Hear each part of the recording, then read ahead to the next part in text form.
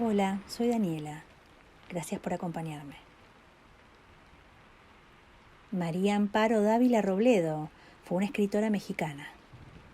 Obtuvo el premio Javier Villaurrutia en 1977. A finales de 2015 se le otorgó la medalla Bellas Artes en reconocimiento a su trayectoria y desde ese año el Gobierno de México convoca un certamen nacional de cuento fantástico con su nombre, el Premio Bellas Artes de Cuento Amparo Dávila.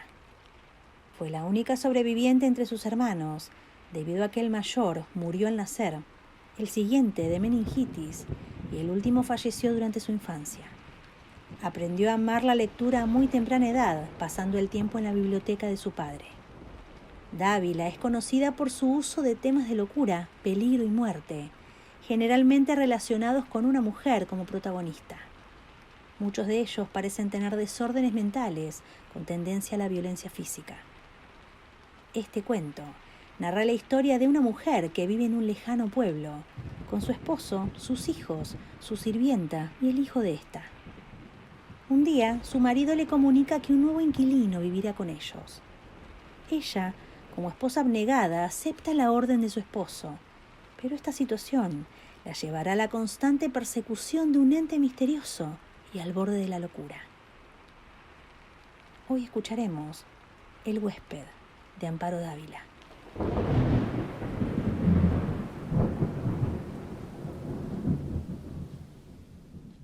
Nunca olvidaré el día en que vino a vivir con nosotros.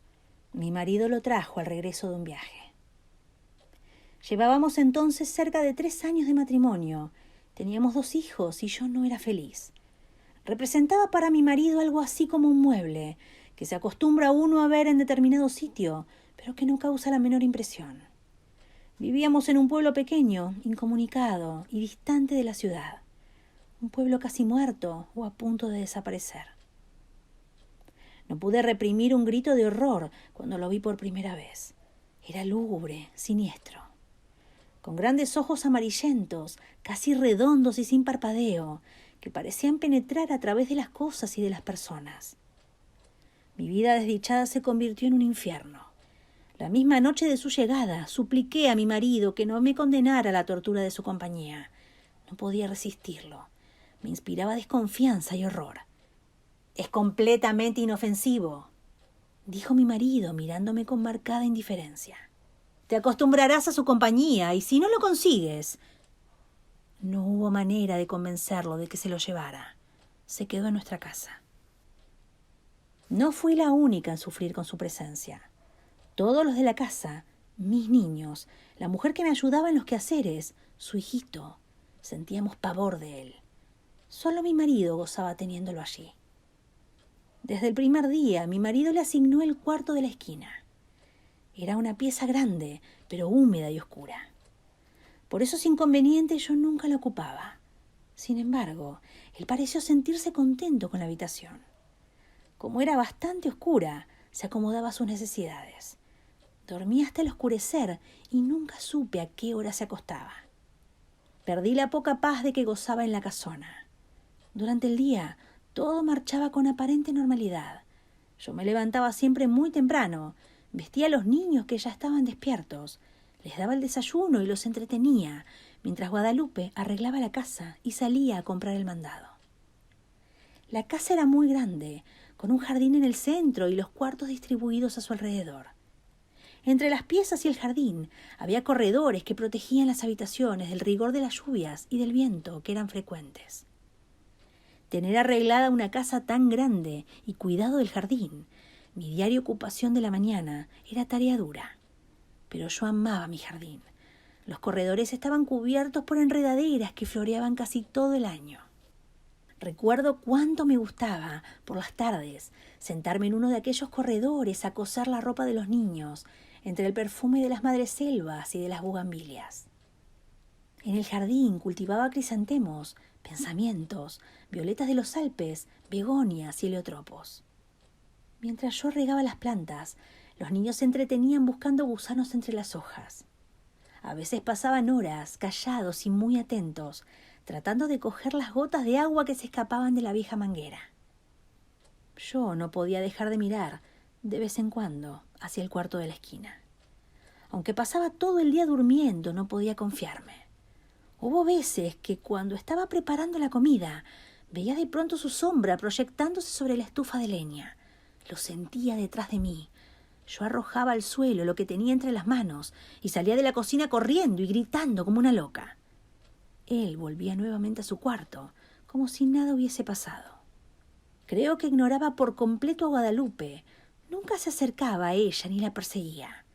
No hacia los niños y a mí. A ellos los odiaba y a mí me acechaba siempre. Cuando salía de su cuarto comenzaba la más terrible pesadilla que alguien pudiera vivir. Se situaba siempre en un pequeño cenador, enfrente de la puerta de mi cuarto. Yo no salía más. Algunas veces, pensando que aún dormía, yo iba hacia la cocina por la merienda de los niños. De pronto lo descubría en algún oscuro rincón del corredor, bajo las enredaderas. —¡Allí está ya, Guadalupe! —gritaba desesperada. Guadalupe y yo nunca lo nombrábamos. Nos parecía que al hacerlo cobraba realidad aquel ser tenebroso. Siempre decíamos: «Allí está, ya salió, está durmiendo. Él». Solamente hacía 2 comidas, una cuando se levantaba al anochecer y otra, tal vez, en la madrugada antes de acostarse. Guadalupe era la encargada de llevarle la bandeja. Puedo asegurar que la arrojaba dentro del cuarto, pues la pobre mujer sufría el mismo terror que yo. Toda su alimentación se reducía a carne, no probaba nada más. Cuando los niños se dormían, Guadalupe me llevaba la cena al cuarto. Yo no podía dejarlos solos, sabiendo que se había levantado o estaba por hacerlo. Una vez terminadas sus tareas, Guadalupe se iba con su pequeño a dormir y yo me quedaba sola, contemplando el sueño de mis hijos. Como la puerta de mi cuarto quedaba siempre abierta, no me atrevía a acostarme, temiendo que en cualquier momento pudiera entrar y atacarnos. Y no era posible cerrarla. Mi marido llegaba siempre tarde, y al no encontrarla abierta habría pensado... Y llegaba bien tarde. Que tenía mucho trabajo, dijo alguna vez. Pienso que otras cosas también lo entretenían. Una noche estuve despierta hasta cerca de las 2 de la mañana, oyéndolo afuera. Cuando desperté, lo vi junto a mi cama, mirándome con su mirada fija, penetrante. Salté de la cama y le arrojé la lámpara de gasolina que dejaba encendida toda la noche. No había luz eléctrica en aquel pueblo y no hubiera soportado quedarme a oscuras, sabiendo que en cualquier momento... Él se libró del golpe y salió de la pieza. La lámpara se estrelló en el piso de ladrillo y la gasolina se inflamó rápidamente. De no haber sido por Guadalupe, que acudió a mis gritos, habría ardido toda la casa. Mi marido no tenía tiempo para escucharme, ni le importaba lo que sucediera en la casa. Solo hablábamos lo indispensable. Entre nosotros, desde hacía tiempo, el afecto y las palabras se habían agotado. Vuelvo a sentirme enferma cuando recuerdo... Guadalupe había salido a la compra y dejó al pequeño Martín dormido en un cajón donde lo acostaba durante el día. Fui a verlo varias veces. Dormía tranquilo. Era cerca del mediodía. Estaba peinando a mis niños cuando oí el llanto del pequeño mezclado con extraños gritos. Cuando llegué al cuarto lo encontré golpeando cruelmente al niño. Aún no sabría explicar cómo le quité al pequeño y cómo me lancé contra él con una tranca que encontré a la mano y lo ataqué con toda la furia contenida por tanto tiempo. No sé si llegué a causarle mucho daño, pues caí sin sentido. Cuando Guadalupe volvió del mandado, me encontró desmayada y a su pequeño lleno de golpes y de araños que sangraban. El dolor y el coraje que sintió fueron terribles. Afortunadamente, el niño no murió y se recuperó pronto. Temí que Guadalupe se fuera y me dejara sola. Si no lo hizo, fue porque era una mujer noble y valiente que sentía gran afecto por los niños y por mí. Pero ese día nació en ella un odio que clamaba venganza. Cuando conté lo que había pasado a mi marido, le exigí que se lo llevara, alegando que podía matar a nuestros niños como trató de hacerlo con el pequeño Martín. «Cada día estás más histérica. Es realmente doloroso y deprimente contemplarte así. Te he explicado 1000 veces que es un ser inofensivo». Pensé entonces en huir de aquella casa, de mi marido, de él. Pero no tenía dinero y los medios de comunicación eran difíciles. Sin amigos ni parientes a quienes recurrir, me sentía tan sola como un huérfano. Mis niños estaban atemorizados, Ya no querían jugar en el jardín y no se separaban de mi lado. Cuando Guadalupe salía al mercado, me encerraba con ellos en mi cuarto. «Esta situación no puede continuar», le dije un día a Guadalupe. «Tendremos que hacer algo y pronto», me contestó. «¿Pero qué podemos hacer las dos solas?» «Solas es verdad, pero con un odio». Sus ojos tenían un brillo extraño. Sentí miedo y alegría. La oportunidad llegó cuando menos la esperábamos. Mi marido partió para la ciudad a arreglar unos negocios. Tardaría en regresar, según me dijo, unos 20 días. No sé si él se enteró de que mi marido se había marchado, pero ese día despertó antes de lo acostumbrado y se situó frente a mi cuarto. Guadalupe y su niño durmieron en mi cuarto y por primera vez pude cerrar la puerta. Guadalupe y yo pasamos casi toda la noche haciendo planes. Los niños dormían tranquilamente. De cuando en cuando oíamos que llegaba hasta la puerta del cuarto y la golpeaba con furia. Y al día siguiente dimos de desayunar a los 3 niños y para estar tranquilas y que no nos estorbaran en nuestros planes, los encerramos en mi cuarto.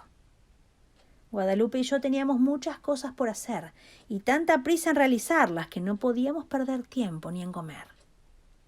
Guadalupe cortó varias tablas, grandes y resistentes, mientras yo buscaba martillo y clavos.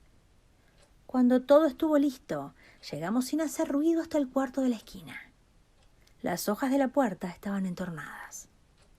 Conteniendo la respiración, bajamos los pasadores, después cerramos la puerta con llave y comenzamos a clavar las tablas hasta clausurarla totalmente.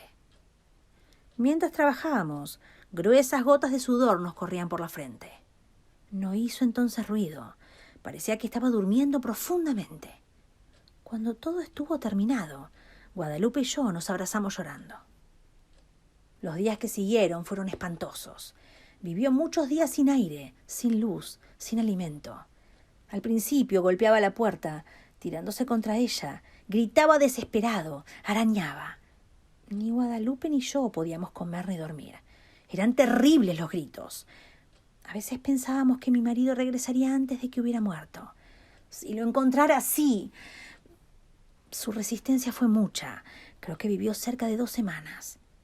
Un día ya no se oyó ningún ruido, ni un lamento. Sin embargo, esperamos 2 días más antes de abrir el cuarto. Cuando mi marido regresó, lo recibimos con la noticia de su muerte repentina y desconcertante.